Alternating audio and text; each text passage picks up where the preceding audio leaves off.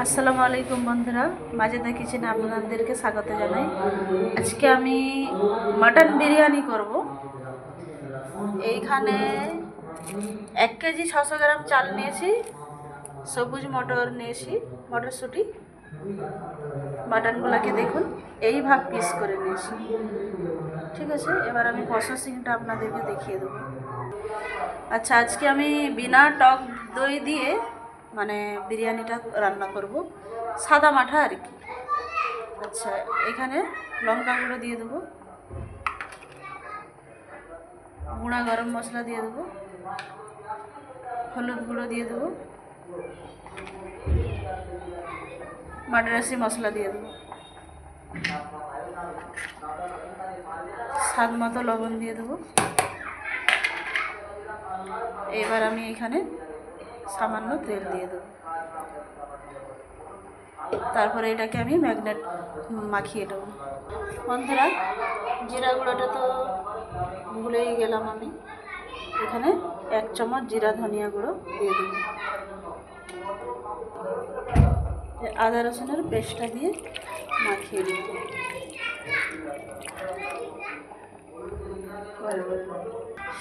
বন্ধুরা, এটা আবার আমি 10 মিনিটের জন্য চাপা দিয়ে দেব।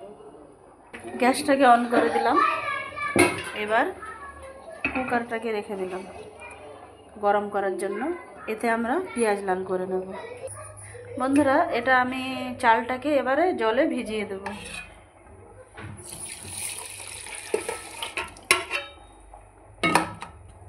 মিনিমাম 1 ঘন্টার মতো এটাকে ভিজিয়ে রেখে দেবো, তখন কি আমাদের মাটনটা রান্না হয়ে যাবে। কুকারে তেল দিয়ে দিয়েছি বন্ধুরা, এবার আমি পেঁয়াজটাকে লাল করে দেব। বন্ধুরা, এবার আমি মাটনগুলোকে দিয়ে দিলাম। দেখুন বন্ধুরা, মাটনটা আমাদের ফুটতেছে। এবার আমি 10 মিনিটের জন্য এটা এইভাবে চাপা দিয়ে দেব। দেখুন বন্ধুরা, কত মাশাআল্লাহ কালার হয়েছে, কত পানি ছেড়েছে দেখুন। এইবার আমি এতে আরেকটু সামান্য জল দিয়ে দেবো। জল দিয়ে তারপরে এটাকে আমি চাপা দিয়ে দেবো। বন্ধুরা, বিরিয়ানির চাল ফুটাবার জন্য আমি এতে জল নিয়ে নিয়েছি। এবার আমাদের মাটনটা হচ্ছে। এবারে আমি লং, দারচিনি, গরম মশলা দিয়ে দিচ্ছি, স্বাদ মতো লবণ দিয়ে দিচ্ছি। তেলটা এতে সামান্য দিয়ে দেবো, কেননা এই ভাতটা ঝরঝরা হবে, তাহলে ভাতের সঙ্গে ভাত লাগবে না। বন্ধুরা, আমি এতে দই ব্যবহার করিনি, ওই জন্য আমি টমেটো ব্যবহার করলাম। ঢাকাটাকে খুলে দেখব।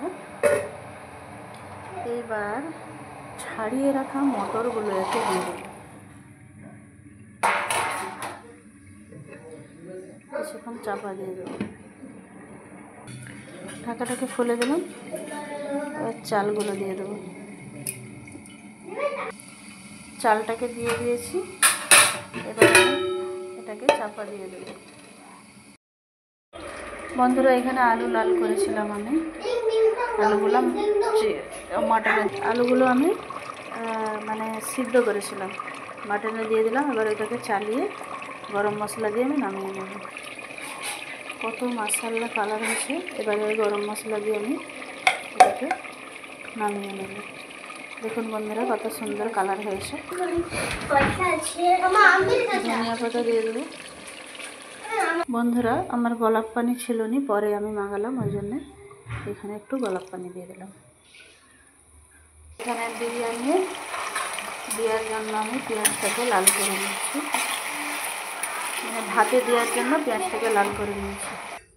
এতে মাটনটাকে ঢেলে নিয়েছি, এবার আমি ভাতগুলোকে ঢেলে দেব। এখানে আমি রংটা দিয়ে দেবো, 1 কাপ দুধ দিয়ে দেবো, 1 কাপ ঘি দিয়ে দেবো।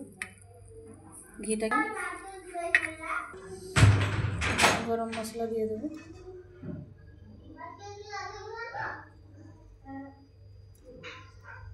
পেঁয়াজ দিয়ে দেবো।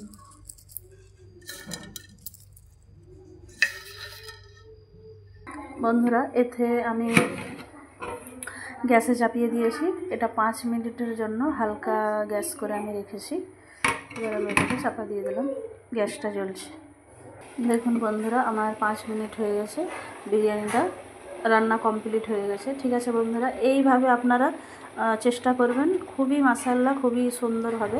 কেননা বিনা টক দইয়ে আলু বখারা কত কিছু লাগতো, কিন্তু আমি কিছুই দেইনি, এতে শর্টকাটে করেছি। ঠিক আছে বন্ধুরা, আল্লাহ হাফেজ।